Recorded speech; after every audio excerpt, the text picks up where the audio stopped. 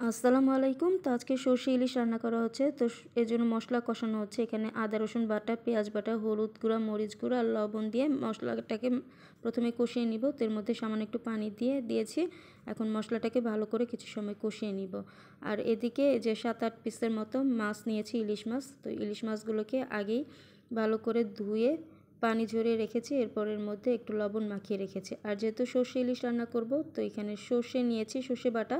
তো এখানে হলুদ সরিষা আর কালো সরিষা মিক্স করা। তো এখানে হলুদ সরিষার পরিমাণ বেশি আর কালো সরিষার পরিমাণটা একটু কম আছে। আর সাথে পানি মিশিয়ে নিয়েছি। তো এখন এর মধ্যে যে সরিষা বাটাটাও দিয়ে দিয়েছি। এবার সরিষার বাটাটার সাথে এই মশলাটার সাথে ভালো করে কিছু সময় কষিয়ে নিতে হবে। আর এই হলুদ সরিষার মধ্যে কিন্তু ঝাঁজ কম থাকে, আর কালো সরিষায় ঝাঁজ বেশি থাকে। এই জন্য এখানে হলুদ সরিষার পরিমাণটা এখানে বেশি আছে। তো এরপর এখানে ঝোল দিয়ে দিয়েছি, আর সাথে মাছগুলো দিয়ে দিয়েছি, আর সাথে কাঁচামরিচ একটু চিড়ে দিয়ে দিলাম। এবার ঝোলটা একটু শুকালেই কিন্তু আমার রান্নাটা হয়ে যাবে। তো এর মধ্যে কিন্তু আমি মাছটাকে একবার উল্টেও দিয়েছিলাম। তো এই যে আমার রান্নাটা কিন্তু প্রায় হয়ে এসেছে। তো দেখুন, এই যে তেল কিন্তু উপরে ভাসতে শুরু করেছে।